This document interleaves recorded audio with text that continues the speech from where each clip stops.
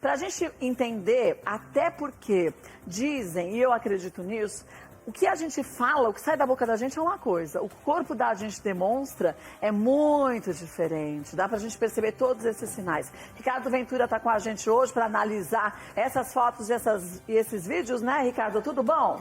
Tudo bem, Kátia? Um prazer estar aqui com você novamente. E vamos aí, para o que der e vier, o que vocês quiserem perguntar, eu estou aqui de peito aberto. Olha, eu preferia até ter você sempre com a gente, mas por motivos leves, engraçados. Mas, infelizmente, a gente está nessa parte complexa. Mas vamos começar com o primeiro, ó, o primeiro vídeo. Mais certo. Ah, não, vamos pegar o selfie da mãe. Aquele selfie da mãe, isso é uma coisa do outro mundo. Ela tá na delegacia, né? Sim. Ela tá na delegacia, ela acabou de ir lá para falar que o filho tinha morrido e tudo mais, enfim, sendo ouvida pelo delegado, e ela faz uma selfie. O que você pode passar pra gente dessa foto, dessa imagem?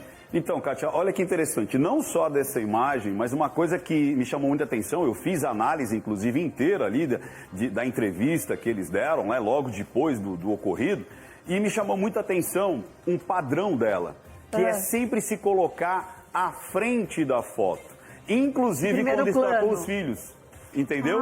Então, eu falei, poxa... Quando você vê, até a gente estava brincando agora com o pessoal da sua produção, a moça falou, meu Deus, deixa eu olhar aqui meu Instagram, porque ela não lembrava. Mas olha que interessante, normalmente você coloca o filho na frente. Sim, claro. Você se coloca depois, quando a foto é da criança, você se coloca depois. Sim. Se você vê, inclusive vocês já passaram, tem o do pai dele, o Leniel, ele tá lado a lado. É então, verdade. normalmente você tá lado a lado, ou o filho tá na frente. Todas as fotos que eu vi dela, ela tá na frente. O filho é como se fosse uma moldura da vida dela. Aqui, aqui a gente já começa a costurar um pouco o perfil dessa mulher. Ó, é verdade, essa foto da praia, ela tá na frente... Sempre.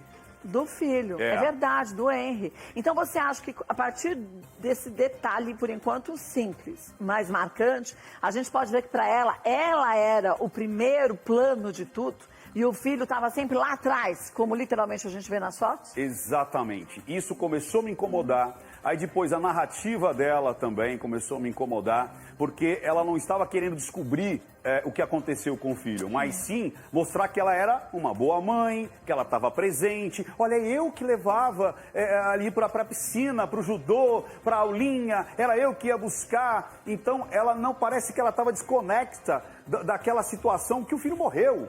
E precisava achar quem era o assassino do filho. E não agora... a situação de se justificar em relação à vida que eles tinham juntos, entendeu?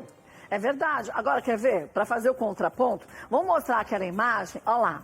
Essa imagem aí é aquela que a gente vai ver que vai entrar ela, o filho e o tal do Jairinho no elevador. E aí a gente vai conseguir ver a reação deles. Essa é do elevador?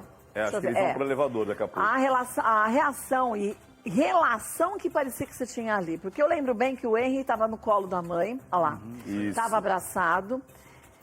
Vai o Jairinho, faz um carinho, o menino, ele gruda na mãe, olha, parece um percevejo, sabe, que gruda.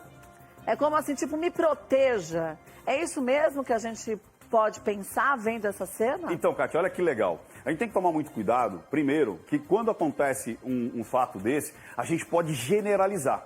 Sim. Então, é melhor pecar pelo excesso do que pela falta. Verdade. Eu já vi isso acontecer várias vezes, até com sobrinhos meus. Assim, tá de birra, aí você mexe, não mexe em mim, não quero. É verdade. Então a gente não consegue, de uma cena, generalizar toda a história. Então é tipo, engenheiro de obra pronta, é fácil, né? Depois que a coisa aconteceu, olha, o menino não queria, tal. Mas, se a gente já tem uma reclamação de dor, se a gente já tem uma reclamação, não lava minha cabeça porque tá doendo, meu joelho tá doendo, uma situação dessa, não quero voltar para casa, vomita, mesmo que pudesse ser birra. Juntando tudo, né? Exatamente, não é uma peça, Sim, é um juntar de peças que você fala, opa, e isso é a linguagem silenciosa, ou seja, você pega um detalhe aqui, você pega outro ali, porque a linguagem silenciosa não é só uma expressão, não é só o corpo, é a narrativa dessa mensagem. Mas se a gente... Como essa criança se comunica. E se a gente pegasse só essa cena, a gente já falar assim, é verdade, tá com birra, meus filhos já fizeram isso, toda criança já fez isso. Mas aí a gente tende a olhar para essa imagem correlacionando a tudo que aconteceu. Isso. Por isso que a gente tem que tomar cuidado em momentos distantes. mas ver um linear, e estava muito claro nessa história esse linear. Quer dizer, agora a gente tem todos os dados. Mas quando eu fiz a análise lá atrás, Kátia, o que eu percebi, ela muitas vezes dizendo assim, mas eu era uma boa mãe. Ele não gostava, eu gostava. Então, ela estava ali... um eco. É como se ela estivesse falando para ela mesma. Aquela narrativa dela ali, ela estava meio que pedindo clemência para ela mesmo. Sabe, Nossa, tipo assim, sim. eu falhei, mas eu era uma boa mãe. Eu falhei, mas levava para a escolinha. É uma eu falhei... tentativa de autoconvencimento. Isso, perfeito, Não Kátia. é? Exatamente isso. Sabe aquela coisa de tipo, mas eu fiz tudo que era possível. Sabe quando você realmente sofre um acidente de trânsito ou alguém falha por você e aí você diz, né, tipo, olha, eu fiz tudo que era possível. Eu fiz e a minha parece parte. muito, e parece muito que aconteceu isso. Né? Ela tentando se convencer que ela não tinha culpa. A gente tem uma outra imagem. Vamos começar essa daí antes, ó. Você vê, na hora que ela entra, olha o rosto dela, antes de mais nada. Ela tá olhando pro Henry, ela dá aquela olhadinha de rabo de olho, tipo assim, tô brava com você, se aprontou alguma. Analisando Isso. friamente, nem podia ser. Isso. Mas ela tem um olhar, ó, principalmente nessa parte. Ela não olha pro filho, o que você percebe nessa parte desse momento? Praticamente um desdém. Você vê que é aquele olhar, que é quase um olhar de peixe morto, né? Você sabe aquele olhar marejado, que é tipo assim, ai, que saco. Então aquele olhar de desdém, aquele olhar de peixe morto. Podia ser justamente porque ele gostava mais do pai do que da mãe? Podia. Então vamos lá, olha que interessante. Mais uma vez, a gente olhar de modo reverso fica simples.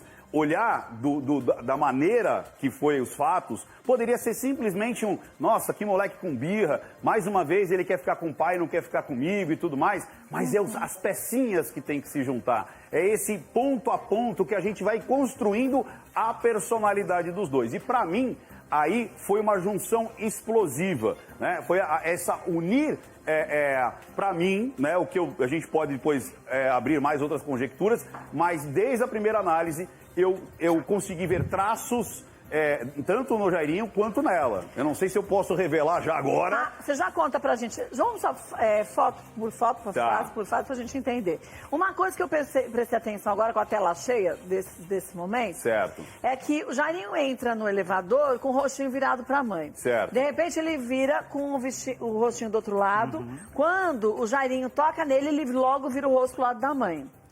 Tudo bem que analisando foi o que você disse, de uma forma assim simples e calculista, pode ser 1000 coisas. Mas sabendo da história toda, e até para a gente se colocar também agora, que quando esses casos acontecem, a gente começa a ficar um pouco mais atento com tudo que acontece ao nosso redor, né? Eu acho que isso também acaba sendo importante, para a gente evitar outras situações como o do menino Henry. Isso poderia demonstrar também o quanto que, birra ou não birra, ele não gostava e não queria estar junto com o Jairinho? Olha que interessante. Por exemplo, primeiro, se a gente voltar um pouquinho só, a gente vai perceber o olhar triste desse menino. Sim. Né? Ele tá com o olhar, inclusive, com a boquinha mais para baixo. Ele tá com... Olha aqui, ó. E quando ele sente a mão do padrasto, olha os dedos se fechando aqui, ó. Sim, então, por isso que eu falei, parece um carrapatinho, ele gruda na a mãe. contração dos dedinhos e tudo mais. Por isso que eu falo, onde a fumaça pode ter fogo, como pode não ter, é melhor checar. Melhor analisar. É melhor analisar, não deixar passar. Não que toda vez vai chegar num ponto de um cara desse que pra mim tem traços de psicopatia. Mas onde há fumaça, é muito importante a gente ir atrás disso. Né?